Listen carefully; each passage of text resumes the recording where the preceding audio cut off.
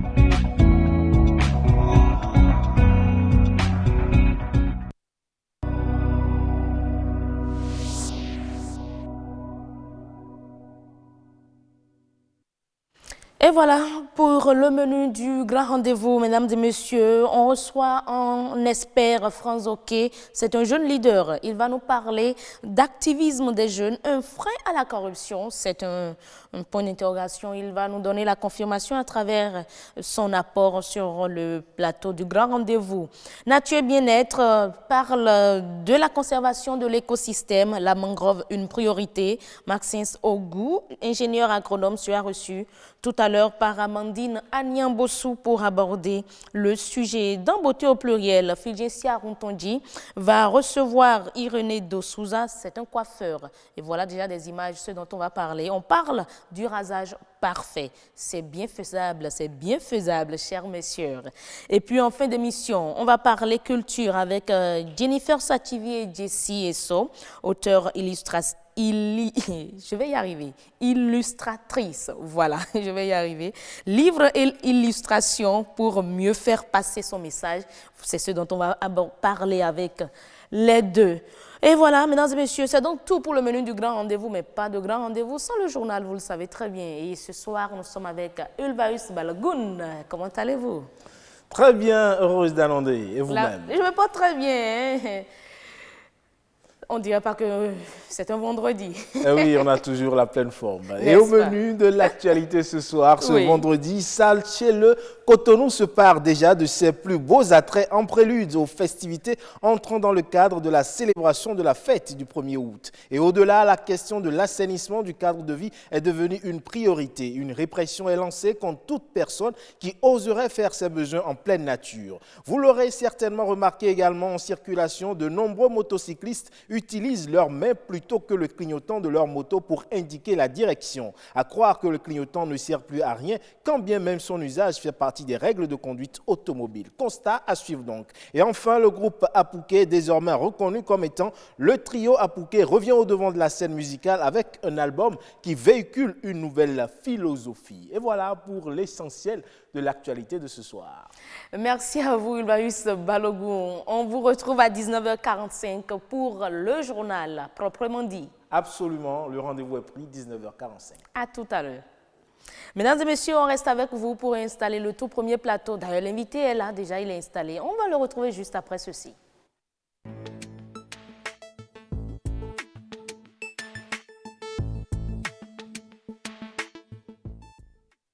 Franz Oké, bonsoir. Bonsoir, madame. C'est pas Franck, hein, Franz. Franz. Voilà, parce que je connais un Franck Oké. Vous êtes Franz. Franz Oké. Voilà. Vous êtes jeune leader, mais beaucoup plus spécialisé en gestion des projets et coordonnateur plateforme Transparence 229. C'est tellement pour parler de corruption et tout ce qui ne va pas bien dans le pays. Tout ce qui va avec la gouvernance, les élections. D'accord. Avec vous, on va parler donc de la lutte contre la corruption. Aujourd'hui, c'est on célèbre les journées mondiales de la jeunesse. Plusieurs dates sont prévues pour célébrer cette journée, mais aujourd'hui, nous décidons de ne pas faire passer cette journée inaperçue. Pour cette raison, on a sur ce plateau Franz Oké pour parler de la corruption, le rôle des jeunes dans la lutte contre la corruption. Alors, lorsqu'on parle de la corruption déjà, M. Franz, on en parle tellement, hein, M. Oké. Qu'est-ce qu'on y met concrètement, la corruption? D'abord, je voudrais vous remercier, madame la journaliste, pour l'opportunité que vous m'offrez de parler de ce sujet, cette question, cette problématique, ce fléau qu'est la corruption. Je dirais avant toute chose que la corruption n'est pas propre à un pays. Ce n'est pas propre à un groupe ethnique, ce n'est pas propre à une région, mais cela est de portée mondiale. Cela est multiforme. Et donc, quand on parle de corruption, de façon très simple, il faut retenir qu'il s'agit d'un acte à travers lequel une personne, c'est-à-dire un individu qui est investi d'un pouvoir, que ce soit public ou privé, accepte ou sollicite, vous voyez, un don, une promesse, en guise de pouvoir rendre un service, ou bien de tenter même d'omettre ce service-là, bien qu'il est dans ses fonctions. Et cela lui revenait normalement en termes d'attribution d'accomplir cette tâche-là. Et donc voilà essentiellement ce que je peux dire en ce qui concerne la corruption. Mais pourquoi est-ce qu'on dit que la corruption est un problème? Vous avez dit tantôt à l'entame de vos propos que c'est un fléau. Tout à fait. La corruption est un fléau parce que vous pouvez vous en rendre compte que ce fléau aujourd'hui menace bon nombre de secteurs. Cela crée un frein au développement économique de nos États. Mieux, la corruption, ça freine le chômage.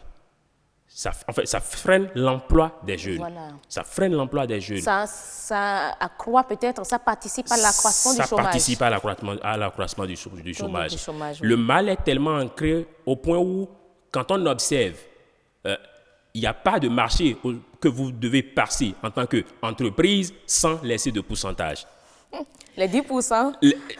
Comme uniquement appelé les 10%. Des entrepreneurs c'est vice-versa. Il y a des entrepreneurs eux-mêmes qui, avec des pots de vin, s'abstiennent de payer les impôts. Vous voyez, cela participe également, tout ceci, ces impôts, notre pays, le Bénin, est un pays essentiellement fiscal et nous devons travailler pour pouvoir au mieux mobiliser les ressources pour le développement. Nous pouvons aussi nous en rendre compte que le mal est ancré à telle enseigne où des citoyens sont privés des besoins sociaux de base. Que ce soit l'eau, que ce soit l'électricité, un certain nombre de choses, ils sont privés de cela. Et la corruption aussi, vous pouvez vous en rendre compte, crée le terreau fertile à tout ce que nous voyons comme terrorisme, à tout ce que nous voyons comme criminalité transfrontalière, blanchiment d'argent et autres. Cela n'encourage pas, cela ne participe en rien. Au contraire, cela arrière nos États, cela nous met toujours au rang des pays les moins avancés. D'accord. Voilà. Mais pour parler du Bénin, vous avez dit que c'est un fléau général qui se constate au plan mondial. Mais déjà dans notre pays, est-ce qu'on a quelques chiffres pour vous, activistes? Est-ce qu'on a quelques chiffres pour présenter la situation dans notre pays? Je dirais que des chiffres existent. Au-delà de tout, nous faisons le constat, nous suivons les informations, nous essayons de lire des rapports. Et pour m'en tenir au rapport de Transparency International, une organisation qui publie chaque année le rapport sur la corruption au Bénin, vous pouvez vous en rendre compte. Le dernier rapport publié en janvier dernier sur l'état des lieux en 2018 classe le Bénin à la 85e position sur 180 États qui ont été évalués et avec quel rang nous avons occupé, avec quelle note nous avons eu 40 sur 100. C'est pour dire, voyez l'écart, sur 180 États, nous sommes à la 85e position. Tout cela montre qu'il y a vraiment du chemin à faire. Il y a véritablement du chemin à faire. Et je ne vous arrête pas, hein, mais ceux qui peuvent participer à la lutte contre cette corruption, à la lutte contre la corruption aujourd'hui, l'un des acteurs principaux, ce sont les jeunes. Vous et moi. Tout à fait. Quel est notre rôle concrètement? Alors, je dirais que notre rôle est primordial et le jeune doit se voir d'abord comme acteur et bénéficiaire dans cette lutte-là. Pourquoi? Acteur et bénéficiaire. Acteur et bénéficiaire. Oui. Pourquoi? Parce que d'abord, d'ici 2030, la population africaine sera de 1,6 milliard. Et les jeunes que nous sommes, nous représenterons 42% de cette population-là. Ce qui voudra dire que, indéniablement, nous sommes la colonne vertébrale de tout développement politique ou socio-économique de nos États. Cela voudra dire quoi? Dans cette lutte-là, nous devons nous voir comme des futurs dirigeants de demain, des acteurs qui devront contribuer au développement économique, politique ou social de notre pays. Et donc, pour cela, avoir vraiment sur nous un certain nombre de valeurs. Nous devons cultiver un certain nombre de valeurs. Déjà, dès maintenant, il s'agit par exemple de l'intégrité, de la transparence, la culture de reddition de comptes dans tout ce que nous faisons, dans les moindres actes, dans les moindres responsabilités qu'on nous confie. Et mieux, nous devons avoir l'amour du patrie. Si nous n'avons pas véritablement l'amour pour notre patrie, nous ne pouvons pas servir le pays convenablement. Et également bénéficiaires. Je dis bénéficiaires parce que les gouvernants actuels doivent miser, doivent savoir que sans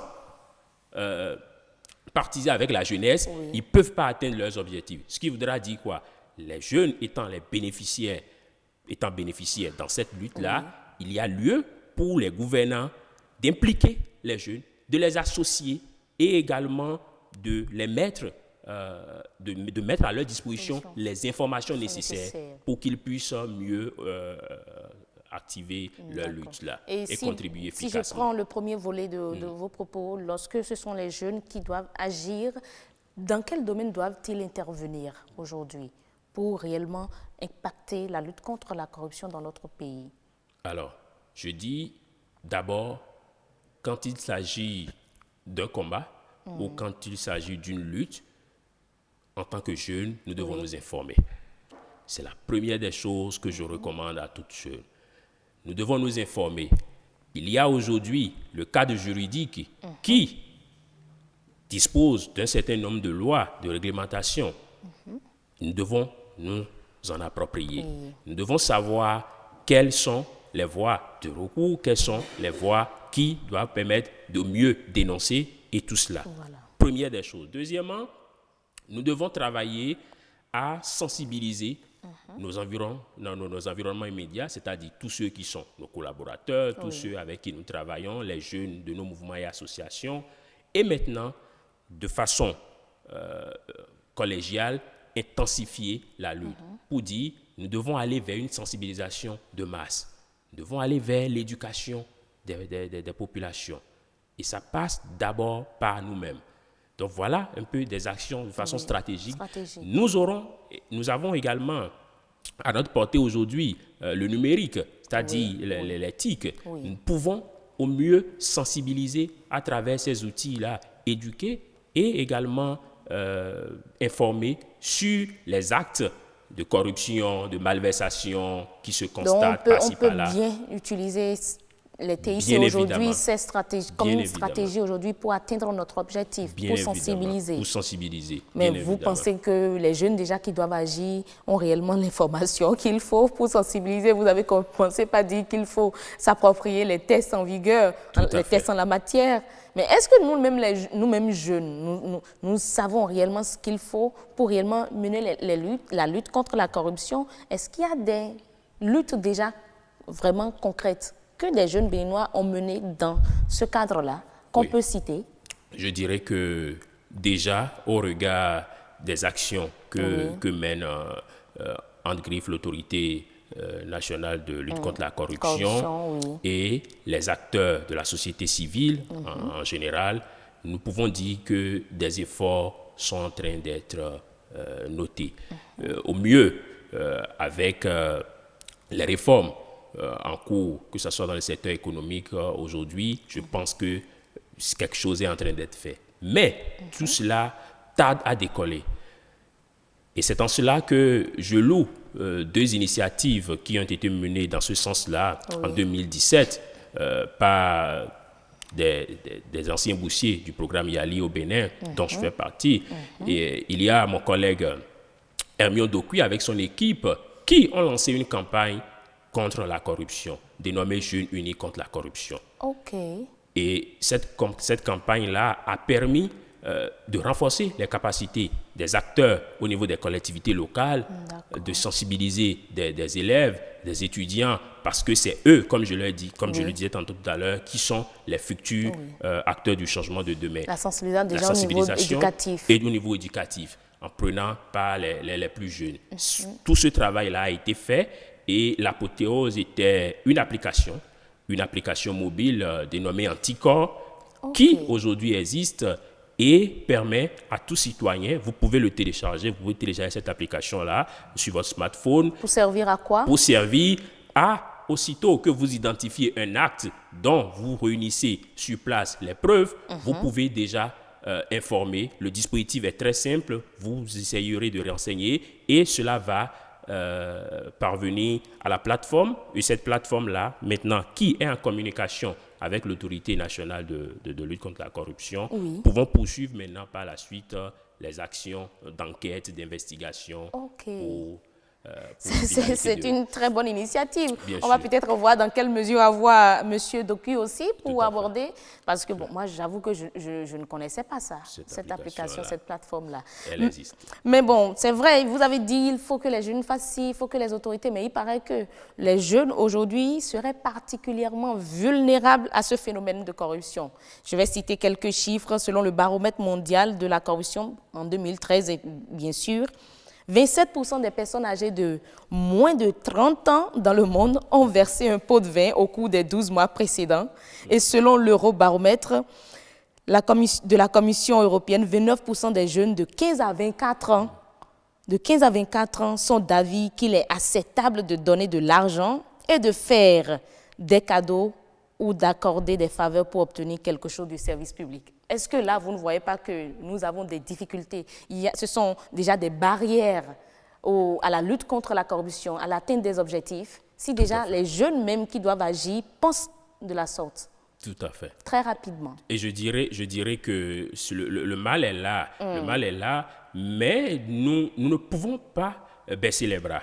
Parce que cela y va de notre intérêt. Et je l'ai dit, cela y va de notre intérêt. Ce baromètre-là mondial au niveau Afrique également a laissé des chiffres en ce qui concerne et a classé le Bénin, c'est-à-dire de 2015 à 2019, nous sommes passés de 26% à 27%. Tout cela montre que nous n'évoluons du tout pas. Voilà. Nous n'évoluons du tout pas.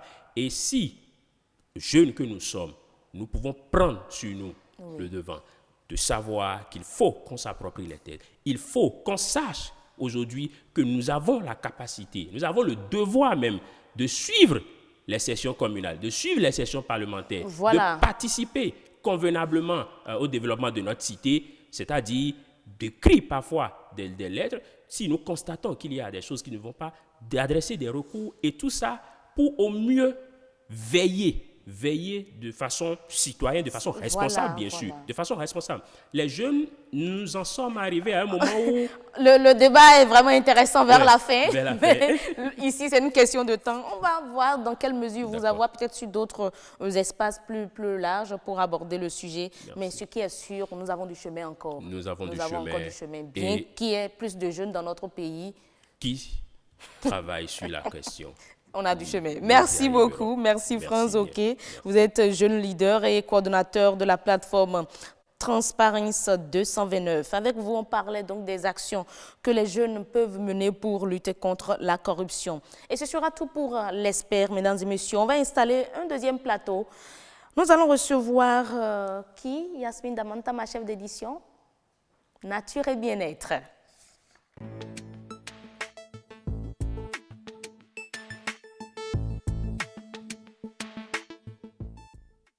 Nature Bien-être reçoit Maxime Sogou, ingénieur agronome, pour parler de la conservation de l'écosystème. La mangrove, une priorité. La conservation de la mangrove est une priorité. Mais d'abord, voici ce reportage réalisé par Marcel Gmetoro sur le sujet. La mangrove est un écosystème de marais maritimes constitué de végétaux spécifiques. Elle se développe dans les zones des côtes basses des régions tropicales. La mangrove présente des caractéristiques propres à elle. C'est une végétation que j'aime à appeler végétation providentielle des milieux lagunaires, parce que c'est une plante miraculeuse. Vous allez dans le milieu, vous ne trouverez pas d'autres plantes ligneuses, arbres, etc., que les espèces de mangrove. C'est un milieu vaseux, un milieu asphyxique. Nous pouvons dire qu'au Bénin, nous avons 4 types de palétuviers qui constituent la mangrove. Nous avons l'espèce Rhizophora racemosa, qui est l'espèce la plus dominante, l'espèce Avicennia germinans, Conocapus erectus et l'Agroncularia racemosa. Au Bénin, on retrouve cet écosystème lagunaire dans plusieurs zones. Ici, nous sommes à Togbendaho, dans le département de l'Atlantique, plus précisément sur le site Ramsar 10-18. Ici, nous avons tout un mélange. Ce n'est pas l'eau libre que nous avons, mais c'est saumâtre. Il y a un peu de sel dedans. Ouais. Et ces écosystèmes sont adorés par ces plantes. On est au cœur même du réseau floral, avec ses racines et chasses. C'est difficile de traverser. Donc ça constitue des nids pour les poissons pour se multiplier.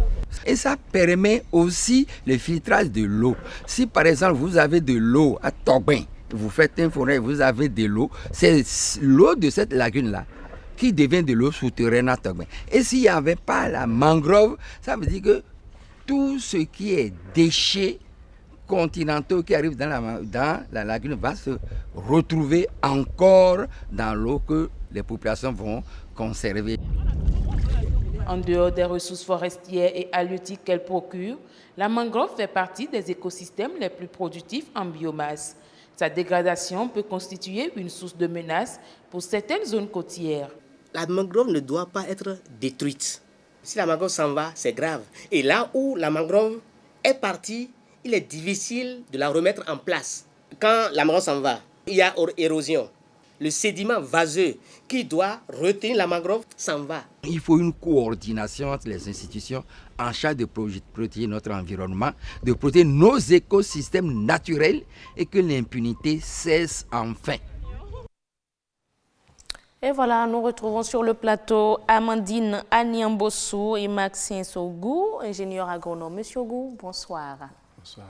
Merci d'être avec nous. Et avec vous, on va parler de la conservation de l'écosystème, la mangrove, une priorité. Amandine, la fine fleur, bonsoir. Bonsoir à vous, heureuse d'annoncer. La pleine forme, Oui, toujours avec mes verres designé. On parle de la conservation de la mangrove. Oui, heureuse, vous avez oublié de dire qu'aujourd'hui, c'est la journée mondiale des mangroves. Effectivement, donc, on célèbre plusieurs journées aujourd'hui voilà, d'ailleurs. donc oui. après la journée de la jeunesse, Oui. on va parler des mangroves ce soir avec M. Maïsint Ogou. Il est ingénieur agronome, il est également directeur d'une organisation non gouvernementale qui s'investit dans la préservation des mangroves. Mais M. Ogou, dites-nous pourquoi il faut préserver les mangroves. Merci beaucoup. Avant même d'aborder la préservation, je voudrais rendre hommage à M. Vidos, qui est le président de l'Aire communautaire de conservation de la biodiversité, Lupo, dans Grand Popo, qui a rendu l'âme il y a quelques jours et qui s'investit beaucoup dans les activités de protection de la mangrove. Ceci dit, il est important de comprendre que la mangrove, comme l'élément vient de montrer, c'est une ressource très utile pour nos populations. Et d'ailleurs pour tout le monde, parce que l'existence de la mangrove même, c'est un potentiel qui rend beaucoup service à l'humanité. Quand bien même le nombre d'espèces est limité, le fait de la dispersion de ces ressources le long de la côte du Bénin nous préserve contre beaucoup de choses. Les grands vents, le comblement du plan d'eau, les contaminations. Et les mangroves également, c'est comme on le dit, c'est la zone de frayère, c'est la zone de reproduction des poissons.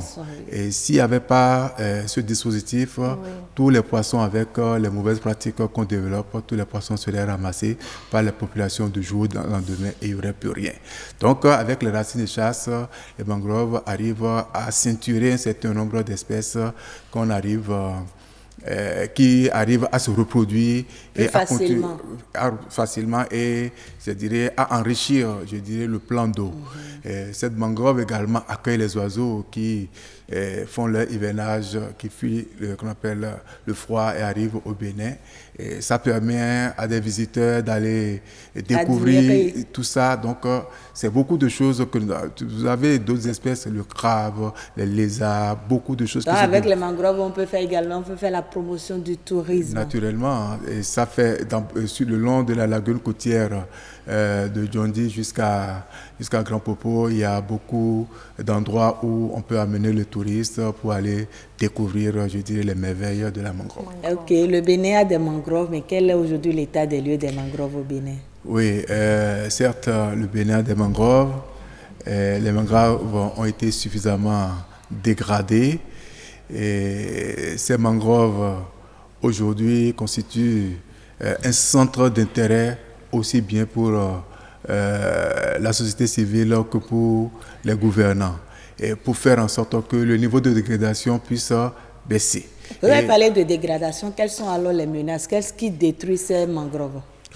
C'est l'homme, en premier lieu, du fait qu'on a besoin de bois de mangrove pour préparer, on a besoin de bois de mangrove pour construire, on a besoin de bois de mangrove, ce qui n'est pas une bonne chose, pour mettre en place les acadias. Et c'est des situations, certes, que nous déplorons, mais il y a même ça des fait... femmes, des coopératives qui sont dans la transformation des bois de mangrove pour des paniers. Il y a tellement de choses, je me dis, finalement, c'est une valorisation de la mangrove. Oui, la valorisation de la mangrove, certes, c'est une bonne chose. Mais le fait de détruire de façon intense la ressource, c'est ça qui fait pleurer. Et lorsque vous allez dans les endroits, quand les gens veulent raser, on peut raser 1 hectare de bout en bout. Or, le rythme de régénération ne suit pas. Et si on continue comme ça, tout l'intérêt... Si on coupe les mangroves aujourd'hui, ça va prendre combien de temps pour repousser, par exemple? Non, ça va pousser. Mais pour pousser, devenir un dispositif de protection, ça va prendre beaucoup d'années. Et c'est ça qui n'est pas intéressant. Et les populations n'attendent pas que ça pousse et que ça devienne, c'est-à-dire que ça prépare le dispositif qu'il faut. Même lorsque le dispositif est là, on va creuser à l'intérieur pour que personne ne voit, on va détruire l'intérieur. Donc de l'extérieur, vous allez constater que c'est beau, que à l'intérieur, il n'y a rien. Ça veut dire que on se trompe. Passant tromper la nature, on se trompe. C'est bien ça. Et si je me rappelle d'un travail que nous avons fait dans les années 93 pour répertorier, pour recenser la superficie de mangrove entre Djondi et Togben, nous avons trouvé 1800 et quelques hectares. Mais lorsque nous avons apprécié de près ce travail, on s'est rendu compte qu'on a à peine 1000 hectares de disponibles. Et ça veut dire qu'il y a plus de 800 hectares qui sont partis. Est-ce que c'est parce que le Béninois ne perçoit pas réellement l'utilité de la mangrove? Est-ce que pour le Béninois, ce n'est pas juste de la forêt, des arbres? Le Béninois comprend très bien, mais les gens se disent de façon naturelle, ça a existé depuis des années, donc ça va toujours exister. Mais si on ne lui permet pas de jouer sa fonction, l'existence ne sert plus à rien. Mais comment conserver cela? Mais conserver cela, c'est éviter les coupes anarchiques. Les coupes anarchiques, tant que nous n'allons pas éviter ça, ça va être un problème pour nous. Les gens ne font pas autre chose que cette activité de coupe. Et c'est sur ça là que nous travaillons pour amener les populations à comprendre que couper les mangroves de cette façon-là, ce n'est pas une bonne chose. Est-ce que ce que vous faites sur le terrain, est-ce que les populations perçoivent réellement l'importance de ce que vous faites sur le terrain? Les populations comprennent très bien. Elles ont pris l'habitude d'être coupées aujourd'hui. Depuis que vous avez commencé le travail jusqu'à aujourd'hui, est-ce qu'on peut dire qu'il y a eu des améliorations? Il y a eu beaucoup d'améliorations. Il y a quelques années, je passais, je disais vraiment que c'est grave, mais je dis aujourd'hui, il y a beaucoup d'améliorations. Donc vous êtes satisfait? La satisfaction n'est pas encore totale. C'est ça qui fait que nous devons continuer à en parler. Par exemple, vous allez à Djegbaji, vous avez des gens, des groupes de femmes qui font la production du sel. Mais la grande activité, c'est à ce niveau-là, la production du sel. Mais si vous allez là-bas de façon improvisée, vous allez remarquer qu'aujourd'hui, on ne retrouve plus facilement les bois de mangrove c'est-à-dire pour servir de bois de chauffe. C'est déjà un grand pas. Les gens vont chercher d'autres bois pour faire ça. Les gens commencent à accepter de petites innovations, par exemple les foyers solaires, tout ça. Quand bien même ce n'est pas encore ancré dans les habitudes, on commence à tester. Et c'est ça ce que nous recherchons. Si on peut laisser la mangrove jouer ses fonctions et trouver d'autres alternatives pour avancer, je crois que on va faire un pas important dans la régénération de l'espèce et également dans la recolonisation du plan d'eau par les poissons. Et c'est ça qui est important pour nous parce qu'aujourd'hui... Et c'est ça votre objectif? Ça, c'est l'objectif aussi bien des organisations de la société civile, pas seulement mon objectif. Bon, quand je dis votre objectif, je parle de la société civile. Voilà. C'est bien cela. Mais même l'État aussi s'y attelle parce qu'il y a beaucoup de tests qui existaient. Mais avec l'arrivée du nouveau gouvernement, il y a encore des décrets qui sont pris. Il faut commencer par réprimer. La répression, oui, ça peut venir, mais ce n'est pas le plus important. Vous faites déjà la grande partie du travail, la sensibilisation. Il faut que l'État, une fois que les tests sont pris, puisse aller dans le sens de leur application. Ça, c'est important pour soutenir tout ce que nous faisons comme travail d'éducation. Nous n'avons pas le pouvoir de réprimer ou d'interpeller, mais quand nous constatons qu'il y a des choses ou que les communautés dénoncent, il faut que l'État, à travers ses services spécialisés, puisse dire ça ne doit plus continuer dans ce sens. En clair, pour une gestion durable plutôt de la mangrove, il faut que chacun à son niveau pose des actes utile. Quel acte vous posez à Mandira Niamboussou? Bon, malheureusement, ou bien heureusement, tout ce que vous voulez. Bon, je n'évolue pas dans ce genre de cadre. Sinon, ma contribution serait également de sensibiliser cette population. Mais bon, c'est ce que vous faites d'ailleurs sur le plateau. Le fait même de m'accueillir aujourd'hui, c'est un grand pas parce que ça contribue à l'éducation de toute la population, même de ceux qui ne sont pas proches. Parce que pour un geste simple, lorsque, par exemple, vous venez au niveau de la lagune, vous jetez des déchets, vous ne participez pas à la protection de... Donc, si tout le monde peut comprendre que qu'on appelle, le plan d'eau n'est pas un dépotoir, et le plan d'eau va... pas bois de chauffe. Bois de chauffe, le message est passé. Et tout le monde vivra mieux. C'est ça. Merci beaucoup à vous, Monsieur Ogou. C'est toujours un plaisir de vous recevoir sur ce plateau. Je vous remercie. Un ingénieur agronome qui nous a très bien parlé de l'écosystème des mangroves. Oui. Très intéressant. Merci beaucoup. Heureuse d'annoncer, très bon week-end à vous. À vous aussi, mais je suis là pour des invitations. Surtout que je ne suis pas très... Et comme moi, j'aime les invitations. On va s'entendre. Mais voilà. Mesdames et messieurs, c'est donc tout pour Nature et Bien-être. Un troisième plateau avant de retrouver Ilvaïus Balogun du côté de la rédaction. Beauté au pluriel.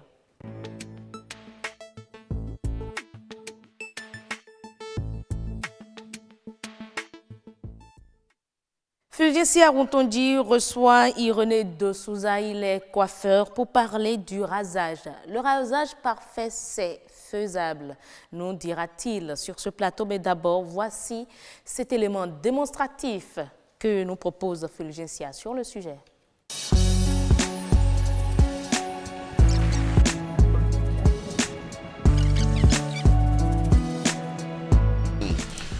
si je le fais à la maison, je sens que ce n'est pas aussi propre que si je le fais chez le coiffeur. Si je viens chez le coiffeur, il fait les mêmes choses. Il me rase bien, il arrange.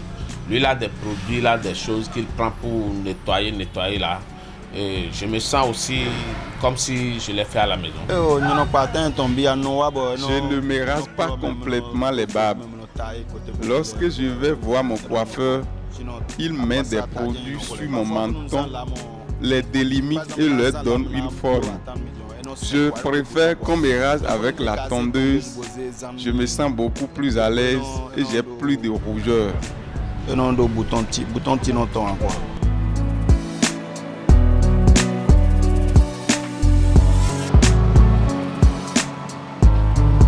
J'ai l'habitude de me raser 2 fois par mois et c'est dans cet atelier que je le fais. Je suis un peu heureux. Donc, au risque de ne pas me faire blesser, je préfère qu'il me le fasse. D'autant plus que je n'ai pas assez de barbe qui pousse, c'est lui qui me le fait. Je profite de ma présence dans son atelier, peut-être pour me coiffer, qu'il me le fasse, c'est tout.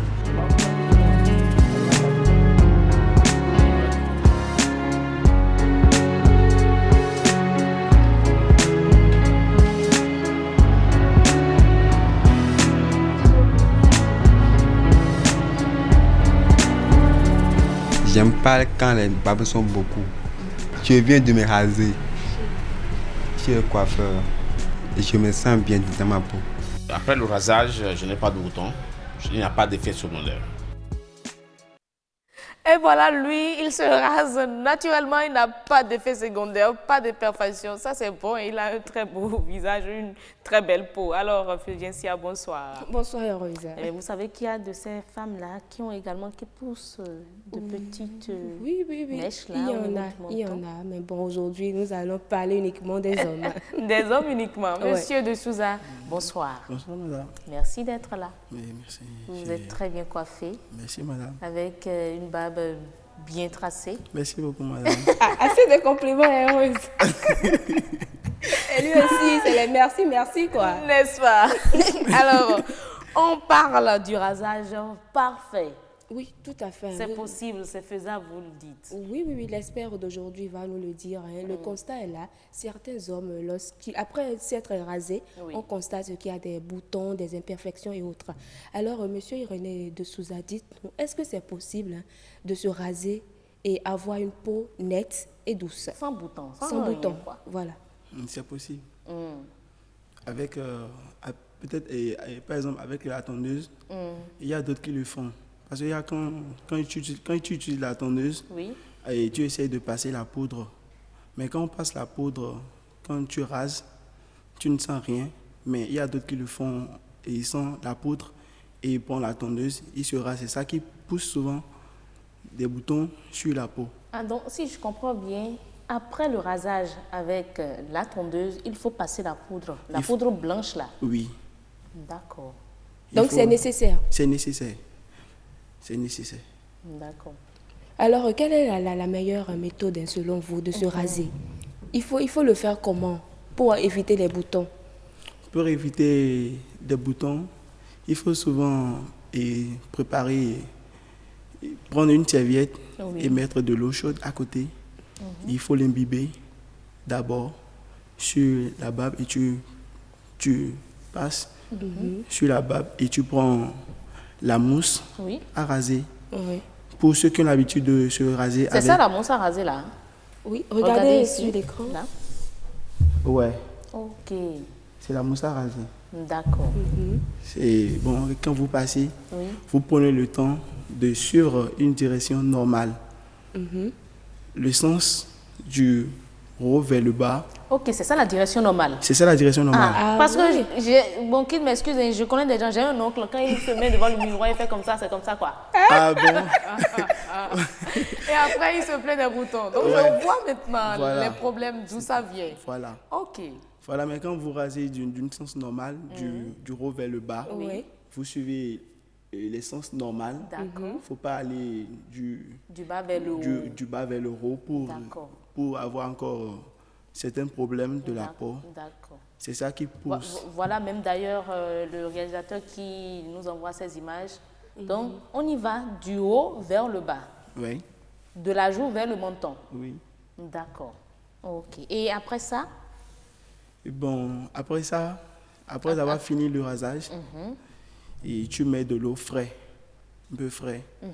Donc, on prend de l'eau chaude pour commencer, de l'eau tiède. Oui, de l'eau tiède. Qu'on met dans votre serviette. Dans une serviette, oui. On passe ça sur le menton. Le menton, la barbe à raser. Oui. Donc, c'est un peu humide. Voilà. Et on prend maintenant le rasoir. Oui. Ou notre tondeuse. Oui. On commence du haut vers le bas pour retirer toute la barbe. Oui. Mais je me demande, avant cela, il faut passer d'abord la mousse, non? Il faut passer la mousse d'abord. La mousse blanche d'abord. Il y a plusieurs étapes de se raser. Il y a plusieurs étapes. Si c'est avec la tondeuse, vous n'avez pas besoin d'utiliser la serviette, juste de l'eau chaude. Vous comprenez? Donc, mais quand il s'agit de la tondeuse à raser, pour raser avec la tondeuse, il faut ajouter de la poudre simple, accompagnée de la tondeuse, pour se raser. Mais avec la tondeuse, tu peux faire de tous les sens possibles. Okay. Mais quand il s'agit de la lame, on fait un peu de l'eau chaude à côté, accompagné de la serviette à côté, mais on imbibe la serviette dans l'eau chaude et tu passes d'abord. Mais est-ce que c'est toujours à la mode de se raser avec la lame là? Certaines personnes disent même le jour où ils utilisent la lame, c'est fini, ils ont des boutons. Ils préfèrent la tondeuse. Certains sont allergiques à ça. Ouais, bon. Par exemple, la majorité maintenant utilise la lame. Ouais, toujours. La lame a toujours son effet sur la peau. Sur la peau. Parce qu'il y a d'autres, quand ils se rasent, ils aiment, quand ils touchent la peau, que ça soit lisse. Mais il y a d'autres qui, quand ça les gratte, bon, ils essaient de, ils préfèrent utiliser la lame. Même quand tu les essaies de leur parler, d'utiliser la tondeuse. De donner des conseils, ils n'acceptent pas. Ils n'acceptent pas. D'accord. Tantôt d'autres peuvent dire que j'ai un produit à la maison. Donc quand tu le fais, bon, ça ne gênera en rien. Bon, je rentre à la maison, je peux le mettre. Mais monsieur de Souza, moi je me demande, est-ce que ce n'est pas les produits qu'on utilise qui sont à la base de ces boutons qui apparaissent? Bon, souvent non.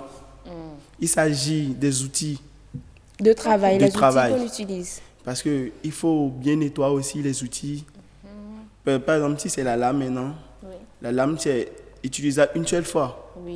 Mais il y a d'autres coiffeurs, ils essaient d'économiser les lames. C'est la catastrophe. Il y a les infections même et pas ça tout, sur ce plateau. C'est interdit. Voilà. Avec les infections, les problèmes de santé, le VIH et autres. Peut-être un coiffeur peut être en train de travail maintenant. Il a oublié de prendre... De changer la lame.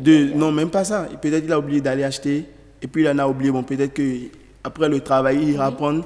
Pour le moment, bon, en coup de travail, la lame est finie. Donc il est obligé de prendre la lame qu'il a utilisée à d'autres personnes. Donc, et il le branche. Il y a de vos collègues là qui font ça? Non, bon, ça se voit souvent des fois quand moi je pars chez certains coiffeurs. J'ai l'habitude de voir ça souvent, mais j'essaie de leur parler. Voilà, c'est ce qu'il faut. Mais quand tu leur reproches ça, ils disent non, que c'est parce que je n'ai pas le temps d'y aller au marché, des trucs là qui viennent à chaque fois. Donc, monsieur, comprenez qu'il faut désinfecter les outils et il faut avec que lesquels vous ayez votre matériel. Oui, par exemple, chez moi maintenant, j'ai le stériliseur. Vous comprenez? J'ai aussi une lotion à tondeuse. Avant de raser quelqu'un, je stérile déjà ma tondeuse qui est au point. Même si le client n'est pas là, s'il vient devant lui, tu lui présentes ça devant lui. Mais ça lui fait encore une fierté. Bon, il se rassure que sa tondeuse est stérilisée. Donc ça lui fait encore plus de confiance. Tout ça participe à la perfection du rasage. Tout à fait. Pour qu'on ait quelque chose de clean, de parfait et tout. Sans boutons, sans rougeur. Mais moi, je me demande combien de fois doit-on se raser? Bon, au plus, normalement, c'est 2 jours. 2 jours. 2 jours. Chaque 2 jours, il faut se raser. Ça repousse en même temps, c'est ça? Et ça repousse en même temps. Normalement, quand vous rasez aujourd'hui, maintenant, demain, ça pousse en même temps. Vous comprenez? Ça sort des effets. Vous comprenez? Et il y a d'autres, quand ils sont avec les barbes, quand ça commence pas à pousser légèrement, il y a d'autres qui ne supportent pas. Donc, c'est ces gens qui ont l'habitude d'utiliser la lame souvent. Mais il y a des gens comme moi, par exemple, quand ça a des rechutes en bas, avec à l'aide de la tondeuse, on prend la tondeuse, on passe par le bas, on rectifie un peu, On arrange un peu. D'accord. Alors la lame, là, il faut l'utiliser combien de fois? Une seule fois et puis c'est fini? C'est une seule fois. Une seule fois. Une seule fois. Une seule fois. Et on jette. C'est fini. On jette. Oui. On jette. La lame, c'est une Certains coiffeurs font même l'économie, ils divisent ça en deux, ils cassent la lame normalement, en deux. Normalement, la lame à raser, la lame des coiffeurs, c'est toujours divisé en deux. Voilà. Vous comprenez? Maintenant, il y a d'autres, peut-être quand tu dis pour une seule personne maintenant, quand tu travailles, tu sens que la lame n'est pas encore faible. Ok. Vous voyez? Tes lames maintenant, ils continuent encore. Voilà. C'est dommage, il faut vraiment éviter cela. On a eu assez d'astuces, en tout cas. Oui, tout à fait. Nous ne sommes pas les personnes concernées, mais les hommes, vous avez suivi, vous avez eu les informations. Il est l'heure pour le journal Fulgensia, sinon on va faire un petit rappel, mais vous aurez le temps de revenir avec l'invité pour nous dire les types de barbe à la mode aujourd'hui. Oui, tout à fait. Merci beaucoup. Mesdames et messieurs, c'est donc tout pour Beauté au pluriel. Je l'ai dit tantôt avant de retrouver Ulvaeus au niveau de la rédaction. Ulvaeus est prêt, il est l'heure de le retrouver. Ulvaeus, vous avez l'antenne pour nous présenter le journal.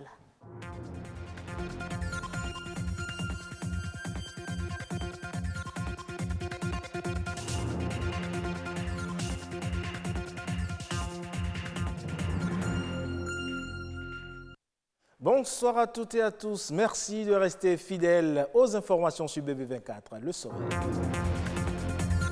La ville de Cotonou veut devenir davantage salubre dans le plus grand respect de l'environnement. Une répression est lancée contre toute personne qui oserait faire ses besoins en pleine nature.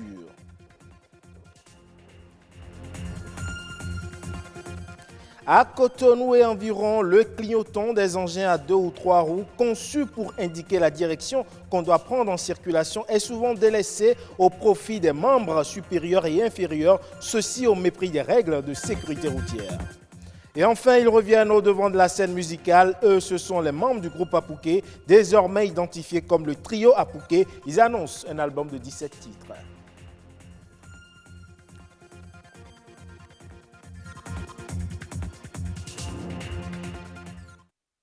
On démarre par cette nouvelle brève. La capitale économique du Bénin, jour après jour, vit au rythme de l'imminence de la célébration de la fête de l'indépendance. En effet, depuis quelques jours, les habitants de Cotonou ont commencé à remarquer des aménagements divers pour toiletter cette ville. Au niveau des grands carrefours, des drapeaux du Bénin sont positionnés, les trottoirs de quelques artères et rues sont badigeonnés, des voies sont réfectionnées et surtout raclées pour celles qui ne sont pas bitumées. Les affiches à l'effigie des forces armées béninoises, des écureuils du Bénin qui ont réalisé l'exploit à la dernière CAN, des potentialités touristiques et autres panneaux de décoration sont installés tout au long de certaines rues, surtout celles proches de la place de l'Étoile Rouge. Et pour que Cotonou garde sa propreté, il faut un cadre de vie sain. Désormais, les pollueurs de la ville de Cotonou sont dans le viseur de la police républicaine. Sous la supervision du procureur de la République, la police a décidé de réprimer toute personne qui ferait ses besoins en pleine nature, car l'urine contient des germes qui, une fois libérés, constituent un problème pour l'environnement et mieux encore pour la santé humaine. Pourquoi ne pas uriner à l'air libre et pourquoi une telle répression? Les explications avec Amandine Agnambossou. Qui ne s'est jamais pincé le nez en passant dans certaines rues de la ville de Cotonou? Les odeurs d'urine constituent aujourd'hui un véritable problème pour l'environnement et la santé humaine. Lorsqu'on urine en plein air, il y a un certain nombre de sous-produits de l'urine qui ont des dangers pour la santé humaine, notamment l'ammoniac, c'est-à-dire l'urée, qui est le principal composant de l'urine, dégage une odeur ammoniacale. La population qui est exposée à l'urine respire de l'ammoniac, ce qui est déjà dangereux pour l'organisme, mais sachez que dans l'urine, il peut y avoir des germes, des microbes, et ces microbes retrouvés dans la nature peuvent avoir des conséquences, peuvent avoir des effets sur la santé humaine. Pour remédier à cette pollution, les autorités ont lancé une répression différemment appréciée par la population.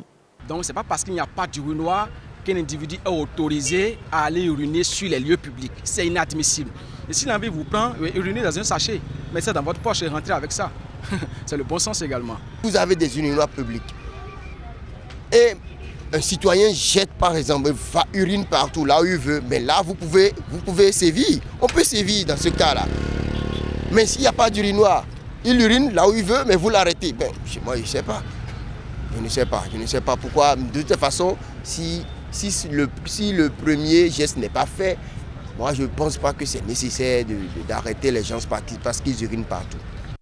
Uriner sur la voie publique est une infraction et est répréhensible par la loi, mais avant la répression, il faut des préalables. C'est à juste titre que l'on réprime ce comportement-là.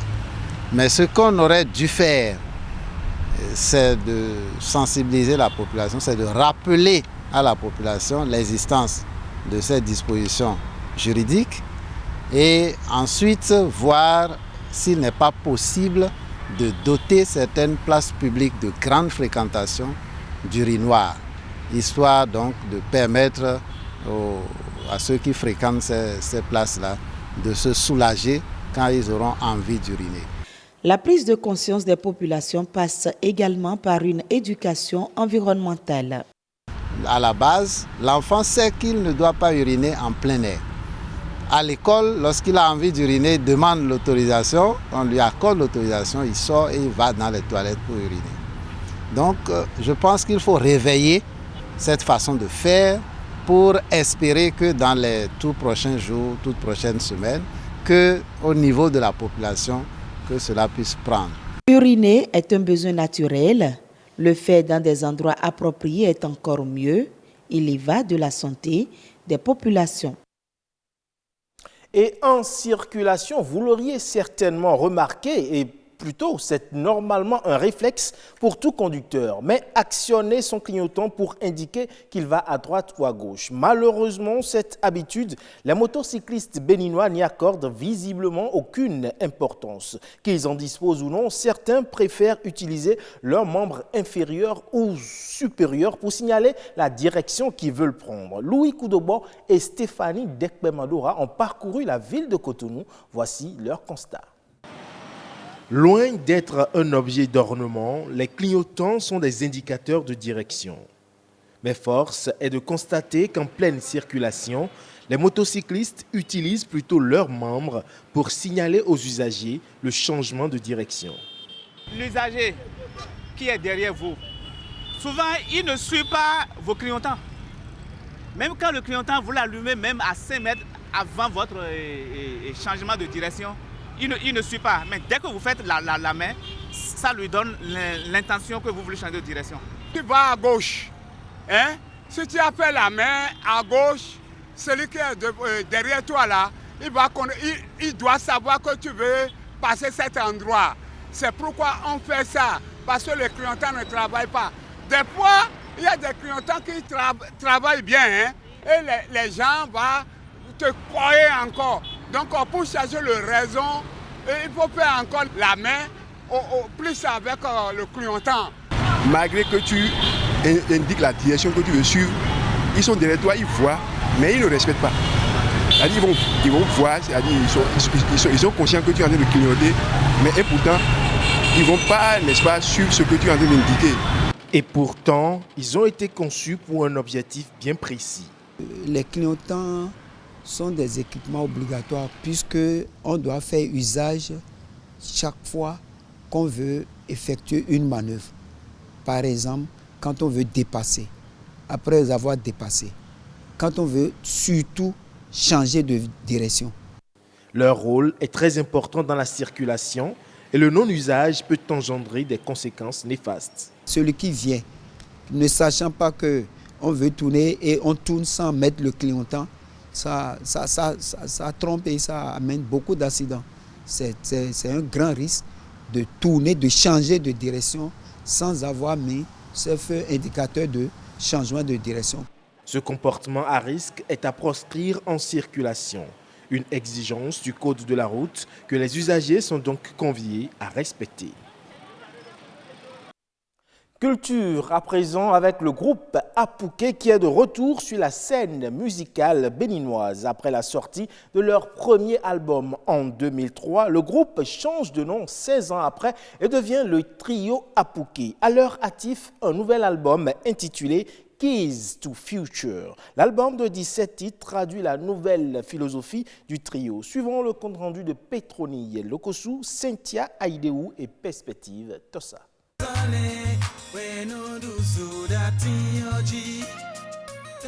Apouké, le légendaire trio musical fait son retour triomphal sur la scène après plus de 15 ans de 17 avec un nouveau look, une nouvelle vision. Le trio Apouké, comme ils se font désormais appeler, Kekeli, Fikira et Merveille, lance bientôt leur nouvel opus, Key to Future, un mélange de tradition et de modernité. Longévité. Keys to Future, clé pour le futur, parce que avec notre expérience, nous avons découvert et nous en sommes convaincus que nos traditions contiennent des clés pour les technologies du futur.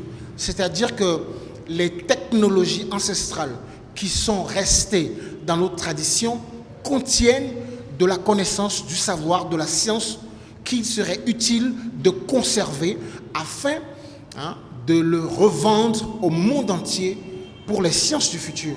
Et quand les Africains vont en prendre conscience, on est sûr que l'Afrique dominera le monde. Enfin, l'Afrique se vendra très cher aux yeux du monde grâce à ce que nos ancêtres ont laissé. C'est donc une invite à un retour aux sources pour valoriser nos richesses culturelles. L'album est moulé dans des rythmes diversifiés qui reflètent la pluralité des cultures. On a toujours gardé le rythme d'avant, c'est-à-dire quoi? Faire du hip-hop parce qu'on est des rappeurs à la base, mais en même temps ajouter un peu de nos rythmes traditionnels, le zinli, le tchenk, et on a appelé ça aujourd'hui le vaudou beat. Le vaudou beat, c'est quoi? C'est de la fusion de la musique africaine avec des mélodies de chez nous, avec les chants de nos couvents et avec des réalités, les messages qui concernent les Africains. En attendant la sortie officielle de l'album, prévue pour le 15 août prochain, Baba Wawe, l'une des 17 chansons qui figurent sur l'album, cartonne déjà sur les réseaux sociaux. En page inter à présent, le Togo a abrité la 16e session de la commission mixte paritaire bénino-togolaise de la délimitation de la frontière. Les experts ont procédé à l'évaluation des actions menées dans le contexte de la réaffirmation de la frontière Togo-Bénin. Plusieurs bornes ont été déjà construites et le développement des zones frontalières se poursuit. Le point. La dynamique de promotion de la coopération transfrontalière entre le Togo et le Bénin est depuis un certain temps effective. Elle se matérialise par la réaffirmation de leurs frontières communes. L'idée est de faire en sorte que les zones frontalières soient pacifiées et développées et ne deviennent pas des espaces de conflit. La commission mixte paritaire bénino-togolaise de délimitation de la frontière à cette 16e session va faire le point des actions de réaffirmation de la frontière Togo-Bénin. Les frontières, quand on les connaît, quand on les accepte, ça n'a plus de sens. Parce que ceux qui sont sur les frontières sont des frères. Moi, je suis d'Agoué. Mon grand frère est d'Anéro. Vous voyez, alors qu'on a un même père, parce qu'on s'est retrouvés, malheureusement, de part et d'autre de la frontière. Et cette frontière nous a été imposée par les autres. Alors, nous avons pris l'option de permettre à nos États de connaître cette frontière imposée, de les accepter. Si on ne fait rien, demain, les terroristes viendront prendre le peu déjeuner à Cotonou. Ils viendront prendre le peu déjeuner à Lomé. S'il n'y a pas un peu de solidarité, ça ne marche. Si vous prenez le cas du Bénin et du Togo, nous avons pris l'option, d'abord sur nos budgets propres et sur le budget de nos gouvernements, de développer les zones frontalières. Avec l'appui de la GZ, nous avons construit énormément de points d'eau aujourd'hui dans le secteur de Machatom, dans le secteur de Waké, etc. Nous avons aussi désenclaver les zones par des voies qui permettent à nos populations de sortir. Nous avons construit des centres de santé et nous avons rapproché la sécurité de nos populations. 120 bornes ont été déterminées tout au long des 604 km. 88 bornes ont été déjà construites grâce à la GIZ. Nous sommes en train de clairement définir les frontières entre les pays, donc dans ce cas-là le Togo et le Bénin, pour que la population qui habite dans la région puisse en profiter de nos interventions pour les frontières sont clairement définies et pour que le développement économique, socio-économique et culturel soit bien promu et la sécurité soit garantie, bien sûr, pour la population. Parce que vous savez que parfois il y a des conflits transfrontaliers et nous faisons tout ce possible avec nos partenaires dans les deux pays pour soutenir ce développement positif. La CEDEAO soutient ce projet perçu comme un puissant instrument d'intégration. La bonne gestion des frontières contribue inévitablement à lutter contre l'insécurité. Elle favorise également les échanges intracommunautaires. La coopération transfrontalière ne peut être efficace que lorsque la frontière est bien gérée. Et le programme de la Commission de la CEDEAO en ce qui concerne la coopération transfrontalière vise à créer au niveau des espaces frontaliers des zones et des infrastructures de vie communes. Les 2 jours de travaux permettront également de signer conjointement le mémorandum d'entente sur les services de sécurité, des renseignements et de la protection sociale. Et c'est là-dessus que prend fin cette édition. Gardez votre position, le grand rendez-vous se poursuit. Effectivement, le grand rendez-vous se poursuit. Ilvaïus Balogou, merci pour la présentation du journal. On se dit excellent week-end. Absolument, excellent week-end à vous. Merci beaucoup. Et on sait que votre week-end à vous est toujours mouvementé, très mouvementé. Très mouvementé. Eh bien voilà, mesdames et messieurs, on poursuit le grand rendez-vous. Le dernier plateau se consacre au livre à illustration. J'ai tellement de soucis avec ce mot-là, mais je vais y arriver. Au livre à illustration, et ce sera avec Jennifer Sachivi et Jessie Esso, auteure illustratrice. Horizon Culture, tout de suite.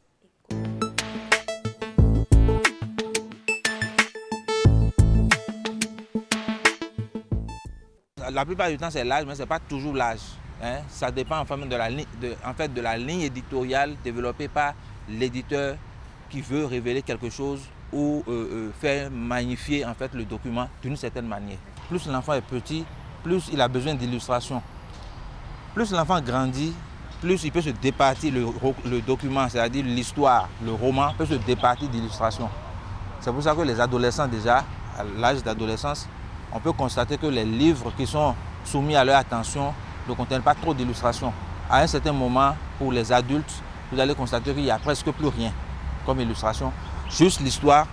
Et l'adulte, en fait, est déjà suffisamment mature pour pouvoir fixer et se raconter l'histoire en images mentalement. Il y a certains livres pour adultes qui sont en fait systématisés, illustrés. Quand on parle de bandes dessinées, par exemple, il y a des bandes dessinées pour grandes personnes qui sont illustrées parce qu'en fait, le but, c'est vraiment de passer le message par le dessin. Voyez-vous, des romans photos par exemple, vous allez voir que c'est assez illustré. Voilà. Mais des romans, certains romans sont illustrés. Si c'est en fait le désir de l'éditeur, c'est parfois un choix éditorial d'orienter en fait la présentation du document sous une forme illustrative, parce qu'on a besoin peut-être du travail de l'illustration pour pouvoir révéler davantage par exemple des aspects subtils de l'histoire. Si on parle par exemple des histoires de science-fiction, la science-fiction qui s'en va dans des mondes oniriques, dans des mondes qu'on n'imagine pas. On a vraiment besoin d'illustrations pour pouvoir fabriquer des animaux ou d'autres monuments assez significatifs du milieu carrément rêvé dans lequel on envoie le lecteur. Et voilà, on retrouve donc Jennifer Sachivi. Jennifer, bonsoir. Bonsoir, heureuse. Merci d'être avec nous ce soir. Merci de nous recevoir. C'est un plaisir. Nous recevons ensemble Jessie Esso, auteure illustratrice. Bonsoir. Bonsoir, bonsoir. Comment allez-vous? Ça va très bien, merci. Oh ben, j'aime bien vos cheveux. Merci.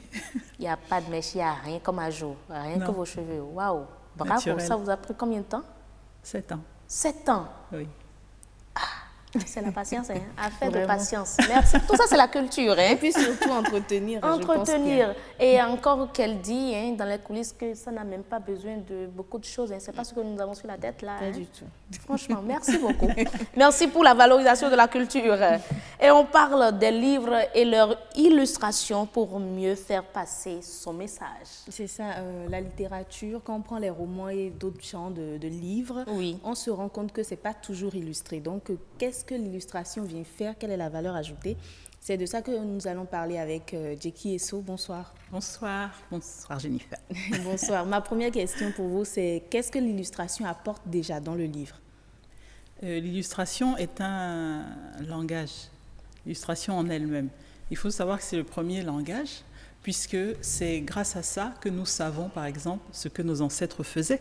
S'ils avaient écrit dans une langue, on n'aurait jamais su comment on va déchiffrer. Oui. Ce que nous parlons aujourd'hui, peut-être dans 100 ans, 500, 1000 ans, ça n'existera plus. Mais les images resteront toujours. Oui. Donc l'illustration a commencé dans les grottes, sur les fresques. Et c'est comme ça qu'on sait que, bon, ils chassaient le zébu, le bison, je n'en sais rien, qu'ils utilisaient tel et tel type d'instrument, parce qu'ils nous ont laissé ce langage-là, qui existe toujours d'ailleurs avec les bas-reliefs d'Abomey, par exemple. Donc l'illustration, j'ai envie de dire, c'est le premier langage, avant l'écriture. Okay. Le premier langage avant l'écriture. Et oui, et c'est un langage universel par excellence, puisque avec un dessin, une image, on peut parler à quelqu'un de n'importe quelle langue. Alors que si on emploie des mots, il faudra un interprète, un traducteur, mais avec l'image déjà, dès qu'on montre, bon, même si la personne parle chinois, il va déjà comprendre ce que la personne est en train de faire. D'accord, donc c'est pour mieux faire passer le message qu'en fait on illustre dans les livres. Oui, c'est pour ça aussi que bon, les livres, par exemple, pour enfants, sont énormément illustrés, puisque les enfants ne lisent pas encore. Et ils ont un peu de mal, donc ils comprennent déjà une histoire avec les images. Il y a même des livres pour enfants qui n'ont pas du tout de texte, qui sont entièrement illustrés. D'accord. Mais pour le faire, quels sont les paramètres dont vous tenez compte? Parce que toutes les images ne peuvent pas être adressées aux enfants et vice-versa aux adultes. Bien sûr. Alors, effectivement, il y a des livres illustrés pour adultes. Ça, c'est clair. Il y a des illustrés pour tous les âges. C'est surtout employé dans les ouvrages pédagogiques ou didactiques. Par exemple, pour les adultes, je peux parler des livres d'histoire ou d'archéologie, où il faut obligatoirement des images. Et il y a des images qui datent des périodes où il n'y avait pas de photos, ça n'existait pas. Et donc, c'est illustré. Par exemple, le temps des pharaons, dans un livre d'archéologie, eh bien, on est obligé d'illustrer, alors que ce n'est pas pour des enfants, par exemple. Donc, il y a des ouvrages pédagogiques qui ont besoin de ça. Il y a aussi, pour adultes toujours, exemple dans les zones rurales, où peut-être les gens sont... Il y a peut-être beaucoup de gens illettrés. Eh bien, il faut illustrer, par exemple, pour des campagnes de santé ou pour des campagnes électorales.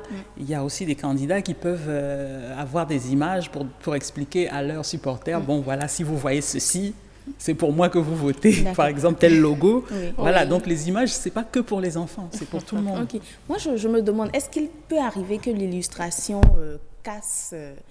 l'appétit de lire un livre, par exemple.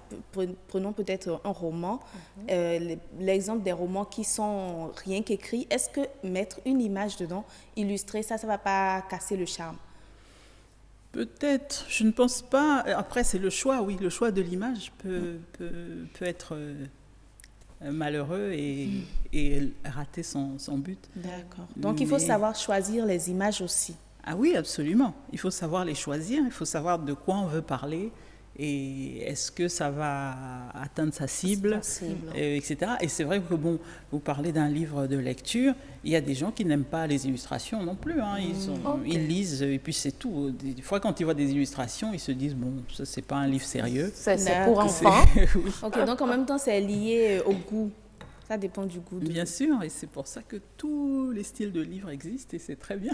Mais est-ce que tout type de livre a besoin d'illustration? Non, pas nécessairement. Quand vous lisez un roman, par exemple, je ne sais pas, je peux citer des auteurs, Florent Kouaouzouti, Daté, Barnabé. Bon, les histoires qu'ils racontent n'ont pas forcément besoin d'illustration. Ça dépend. Même je peux citer un roman comme Harry Potter, il n'y a pas d'illustration dedans. Après, ça a été décliné en film, etc. Mais au départ, c'est un livre de lecture uniquement. Tout simplement. D'accord, mais est-ce que tout le monde peut jouer ce rôle-là? N'importe quel illustrateur peut-il illustrer dans les livres? N'importe quel illustrateur, oui. Après, les gens ont des spécialités. C'est-à-dire qu'il y a des gens, par exemple, qui sont spécialisés dans les dessins d'animaux, qui dessinent très bien les animaux. Peut-être ils auront du mal pour des humains, ou peut-être ils auront du mal à dessiner des voitures. Les gens ont vraiment leur spécialité. C'est comme en musique. Il y a des gens qui font du jazz, il y en a qui font du zouk, il y en a qui font du traditionnel. Si vous lui demandez d'aller chanter dans un autre style, il aura du mal, et pourtant il est très bon dans ce qu'il fait. c'est la même chose. Il y a voilà, dans l'illustration, il y a des spécialités Quelle aussi. est votre spécialité? Les êtres humains? Ma spécialité, c'est les humains. Et j'avoue que je dessine mal les animaux, par exemple. Mais je peux le faire, je m'applique. Des livres illustrés réalisés par vous-même. Oui. Très joli. Bon, hein? Ceci, par exemple, c'est un livre de coloriage qui parle de la culture, de l'écriture Adinkra. Ouvrez son intérieur pour que le réalisateur puisse voir. Oui, donc les Adinkra, c'est le peuple Akan qui se trouve au Ghana et en Côte d'Ivoire. Et donc, c'est pour ça qu'à la couverture, il y a plusieurs types d'architecture. Mais ici, on parle, voilà, Adinkra, c'est un langage. Donc, il y a par exemple ça, ce sont des motifs qu'on voit souvent sur des pagnes ou sur des bâtiments, mais ça a vraiment une signification. C'est un langage. Donc, c'est ce qu'on explique dans ce livre. Et donc, c'est un livre de coloriage pour petits et grands, en fait. Les grands vont voir les explications. Ça signifie ceci, et les petits vont colorier tout simplement. Ils vont y aller avec leur imagination. Oui, ils vont colorier. Pour eux, c'est un message, c'est pas trop leur problème. Mais voilà, donc c'est un livre pour toute la famille. Je vois. Voilà, les grands apprennent. Ça, c'est l'architecture Akan. Bon. Oui. Ah, je vais vous montrer une image que vous connaissez, forcément, que tous les Béninois connaissent. Elle est où? Elle est là. Ah oui, la j'ai trouvée. Et alors ça en Adinkra, ça s'appelle Koson Koson. Et ça signifie unité, responsabilité, fraternité et coopération. Effectivement. Voilà. Mais est-ce qu'il faut suivre et c'est stylisé comme ça. Vous avez peut-être déjà vu ce motif. Moi, par exemple, j'ai un pagne avec ça. Oui, il y a des et c'est la stylisation de ceci en langage Adinkra. D'accord. Voilà, donc c'est vraiment un livre en fait pédagogique. D'accord, donc j'ai envie de vous demander s'il faut suivre une formation pour ça ou est-ce que c'est naturel, c'est juste créatif comme ça? Alors, il faut suivre une formation. Il y a des gens qui ont le don naturel. Je peux dire que je suis née avec parce que je dessinais avant de savoir écrire ou lire, avant d'aller à l'école. Mais je suis allée dans une école parce qu'il faut bien apprendre des techniques. On peut se travailler tout seul, on peut être autodidacte, mais c'est quand même bien d'apprendre comment utiliser un pinceau, il faut apprendre l'anatomie, parce que l'autodidaxie a des limites. Après, il faut savoir, un être humain, il est formé comment. On apprend tout ça à l'école, on apprend la perspective pour faire un paysage cohérent, qui ne soit pas tordu. On apprend la géométrie dans l'espace, on apprend plusieurs disciplines quand même dans une école. Donc il faut se former en tout.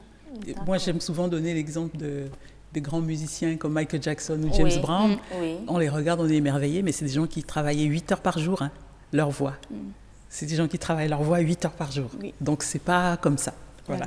Donc, on a l'impression qu'au-delà de vouloir faire captiver l'image, il y a autre chose derrière. On a l'impression que c'est pour stimuler la créativité des enfants. Si je dois parler, par exemple, du coloriage, ou est-ce qu'il y a un message à faire passer dans ces ouvrages? Oui, déjà, il y a 2 enfants à la couverture et c'est des personnages qui reviennent à chaque page un peu en haut parce qu'en fait, c'est eux qui racontent. Et donc, c'est un garçon et une fille pour que tous les enfants... Un peu, voilà, il passe à cette caméra. C'est un garçon et une fille pour que tous les enfants se sentent concernés. Voilà. Donc, oui, il faut trouver ce type de choses pour intéresser... le jeune public. Il faut qu'il puisse se reconnaître, qu'il puisse s'identifier et qu'il puisse se dire, tiens, c'est moi, ça me ressemble, ça me parle. Et moi, le livre que j'ai ici, c'est une bande dessinée. Oui. Et j'ai lu, c'est intéressant, mais je me demande, est-ce que les bandes dessinées sont toujours d'actualité? J'ai lu, mais c'était ma passion, mais avec le temps... Les bandes dessinées sont toujours d'actualité et elles le seront toujours. Les bandes dessinées ne passeront jamais. Vous voyez, aujourd'hui, par exemple, il y a les Marvel au cinéma et tout ça, mais ce sont des bandes dessinées au départ. Et c'est pas nouveau, ça date des années 40, 50. Mais pourtant, c'est toujours totalement d'actualité. Après, il y a des bandes dessinées comme ça, par exemple, sur des personnages qui sont actuels. Donc, c'est une biographie en bande dessinée. La bande dessinée est toujours actuelle. Ouvrez, on verra comment vous l'avez illustré. Peut-être. Oui, parce que, par exemple, dans le cas de Samuel Eto'o, il voulait raconter son parcours en images au jeune public. D'accord. Puisque... il a des fans qui sont jeunes et moins jeunes, mais il s'est dit, s'il écrit un livre sur sa vie, est-ce que le jeune public va lire, alors que surtout avec cette jeunesse qui n'aime pas trop lire. Voilà, la jeunesse Android. Oui. Donc, il s'est dit que bon, si les jeunes voient des images, ça va plus les intéresser. Voilà, et donc l'histoire commence quand lui-même a 12 ans. Ça fait que, bon, ça intéresse les enfants.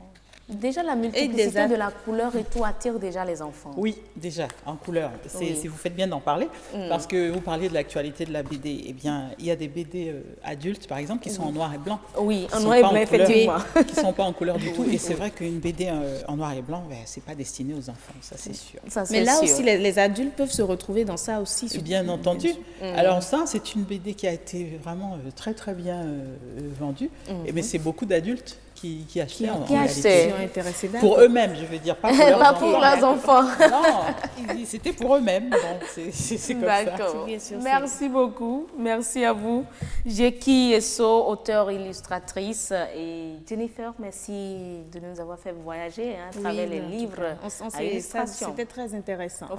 Franchement, très très coloré.